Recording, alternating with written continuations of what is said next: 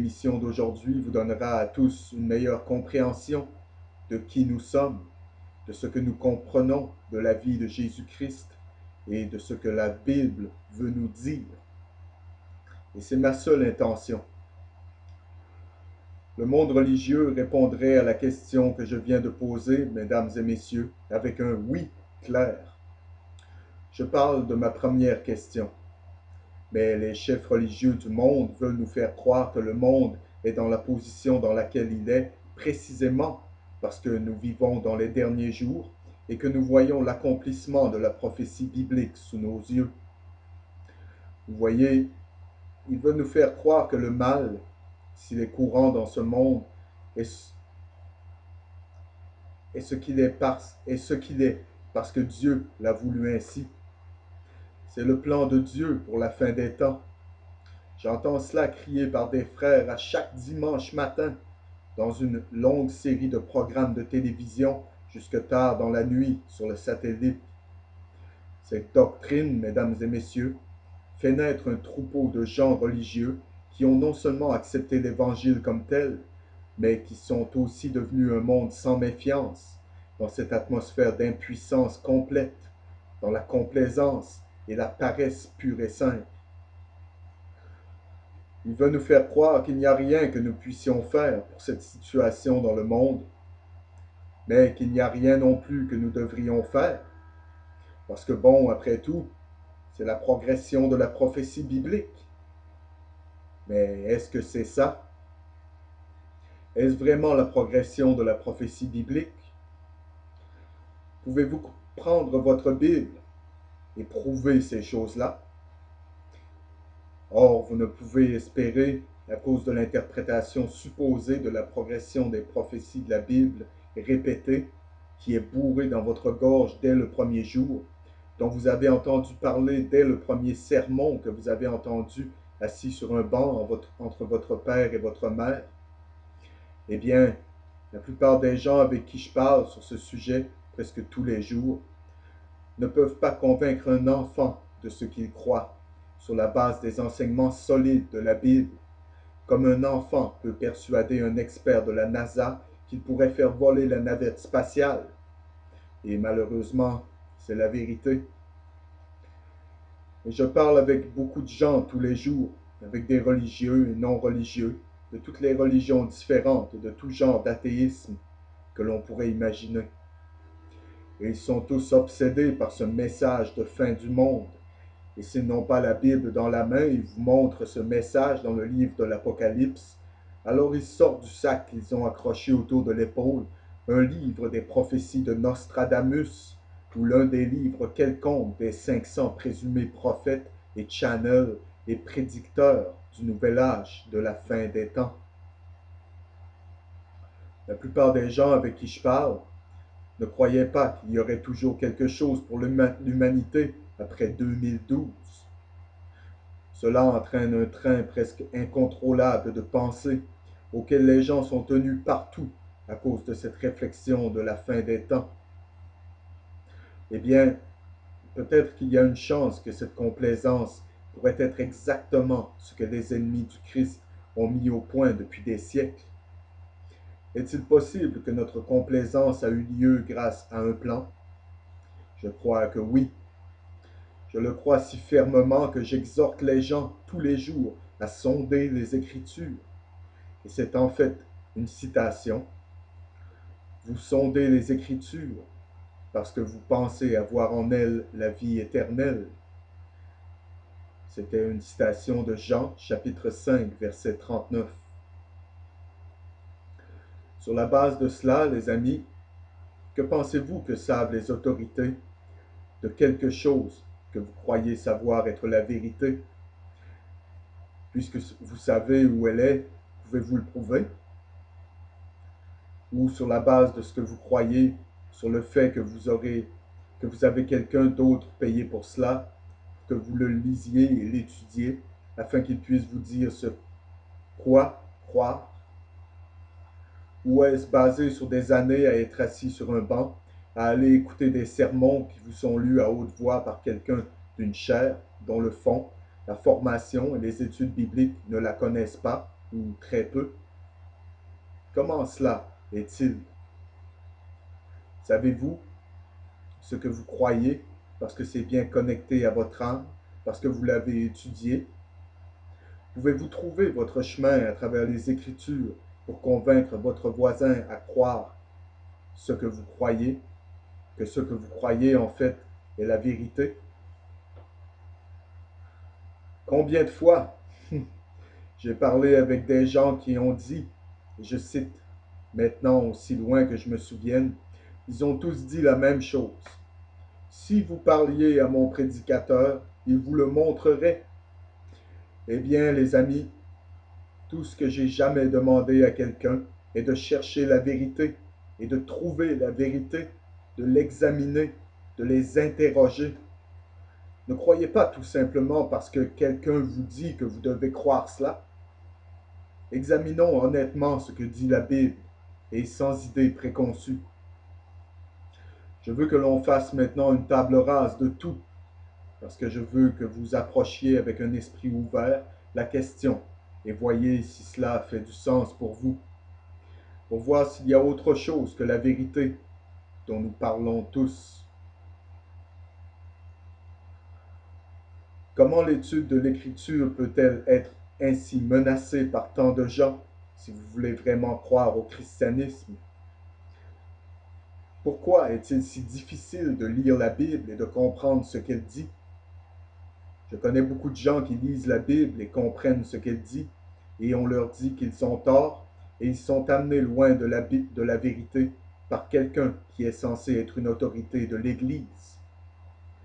Tout ce que j'ai toujours voulu, c'est la vérité, et c'est tout ce que je veux ce soir, et la vérité n'est pas facile à saisir.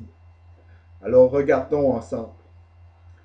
Dans Matthieu, chapitre 24, vous êtes tous familiers avec cela, je suis sûr. La fin du temple et la fin du monde. C'est le thème pour les professeurs modernes. Eh bien, le verset 1 ouvre la voie pour le reste du chapitre. Au verset 1, nous constatons que les disciples de Jésus sont venus à lui pour lui montrer les constructions du temple. Ils sont venus à lui pour lui montrer les constructions du temple. Eh bien, quel temple voulait-il lui montrer, mesdames et messieurs? Peut-on nier qu'il parlait exactement du temple qui existait en leur temps? En fait, juste en face d'eux, ils le voyaient directement. Non pas n'importe quel temple dans l'avenir, mais le temple à cette époque devant leurs yeux. Ils sont venus pour lui montrer les constructions du temple. Au verset 2, Jésus leur dit, voyez-vous tout cela? Je vous le dis en vérité, il ne restera pas ici pierre sur pierre qui ne soit renversée. Maintenant, écoutez attentivement. Jésus n'a pas dit, Jésus a dit à vous. Il ne parlait pas à une génération future. Il leur dit. Jésus leur dit. Rappelez-vous, les disciples s'approchèrent de lui pour lui faire remarquer les constructions du temple, et Jésus leur dit, voyez-vous tout cela? Je vous le dis en vérité, il ne restera pas ici pierre sur pierre qui ne soit renversée. Eh bien, si ce n'était pas le temple à l'époque du Christ, qu'est-ce que c'est alors qu'ils ont réellement vu là-bas? Pourrait-ce être autre chose que le même temple? Je trouve impossible à croire qu'autre chose que ce temple qui existait à l'époque du Christ, il y a 2000 ans, pourrait être le temple, ayant attiré l'attention de Jésus et de ses disciples dans les versets 1 et 2. Mais le prêtre aujourd'hui vous réfère au temple d'aujourd'hui. Et ce n'est pas vrai. Ou du moins, il me semble que ce n'est pas vrai. Il semble donc évident pour moi que le temple en question était exactement le temple d'il y a 2000 ans. Et pourtant, nous voulons croire que les enseignants de la Bible d'aujourd'hui fassent parler de Christ d'un temple qui se trouvait dans l'avenir de ses disciples de 2000 ans.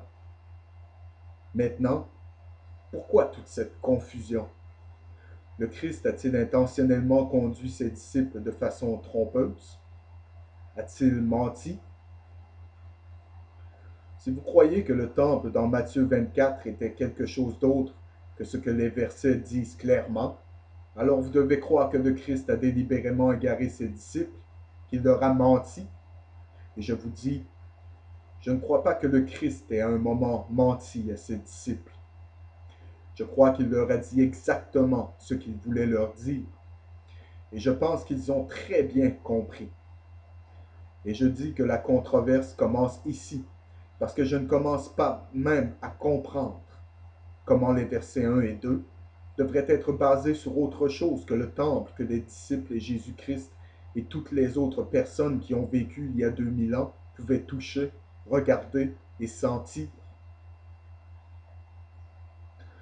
Le verset 3, les amis, nous dit que quand il était assis sur la montagne des Oliviers, les disciples vinrent à lui en particulier en disant, dis-nous, quand cela arrivera-t-il et quel sera le signe de ton avènement et de la fin du monde?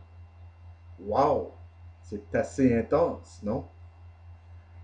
Comme il était assis sur la montagne des Oliviers, les disciples vinrent à lui en particulier en disant, dis-nous, quand cela arrivera-t-il et quel sera le signe de ton avènement et de la fin du monde? Eh bien, je trouve très intéressant qu'on lui a demandé ces trois questions, après que Jésus ait dit à ses disciples que le temple serait détruit. Pourquoi les disciples associent la fin du monde avec le signe de son retour et avec la destruction pleine et entière du temple de Jérusalem en même temps? Qu'est-ce que la fin du monde et le retour du Christ ont à voir avec il ne restera pas ici pierre sur pierre qui ne soit renversée? Eh bien, je vais vous lire à partir des Écritures ce qui doit vous donner une réponse claire et précise à la question de savoir pourquoi ces trois événements ont eu lieu simultanément. L'un des moyens par lesquels nous pouvons commencer à chercher une réponse est dans 2 Timothée, au verset 15 du chapitre 2, en vérité. Je cite, Efforce-toi de te Efforce-toi de te présenter devant Dieu comme un homme éprouvé, un ouvrier qui n'a point à rougir, qui dispense droitement la parole de la vérité. Est-il possible que nous ne partagions pas la parole de la vérité? Dans mon expérience, les amis, ce n'est pas seulement possible, mais c'est probablement ce qui s'est passé. Cela est très probable dans ce monde d'illusions. Dans toutes mes études bibliques, j'ai appris que nous ne considérons pas un seul mot pour acquis. Jamais. Une enquête complète et approfondie est nécessaire pour partager ce mot de vérité. Vous voyez, la Sainte Bible a été traduite en 1707 après Jésus-Christ en langue française. C'était il y a longtemps. Et les définitions françaises qui ont été utilisées en l'an 1707 sont dans de nombreux cas très différentes de celles que nous utilisons en l'an 2014 aujourd'hui. Il serait utile pour nous tous que nous utilisions le dictionnaire français le plus ancien que nous puissions trouver, de sorte que nous puissions obtenir au plus près les définitions de 1707 après Jésus-Christ, comme cela est possible pour nous. Eh bien, le dictionnaire que j'utilise est le dictionnaire de l'Académie française de 1835. Et puisque le Nouveau Testament a été écrit en langue grecque, il est logique que nous étudions également un dictionnaire grec. C'est un outil très précieux et c'est disponible pour tous ceux qui veulent étudier la Bible. C'est les concordances de Strong et il implique non seulement un dictionnaire grec, mais aussi un dictionnaire hébreu. Et pour une enquête efficace de l'Ancien Testament, on ne peut pas s'en passer. J'étudie toujours avec ma Bible, la concordance de Strong et mon vieux dictionnaire. Cela prend un peu plus de temps, mais je ne suis pas pressé. Je veux m'assurer que les gens savent que je le fais bien.